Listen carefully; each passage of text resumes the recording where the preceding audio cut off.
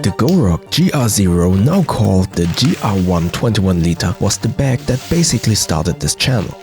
So it was obvious that I had to get the Carryology and Goruck collaboration limited edition GRX. The regular GR0 is pretty expensive as it is, especially when you need to add shipping and custom fees. So I anticipate that the review will be a very polarizing video like with most of the limited, special edition and therefore expensive bags. But as a bag enthusiast and having all the emotions connected to the bag that started this channel, I had to get this. Looking forward to put this to the test, so don't disappoint me, Goruck.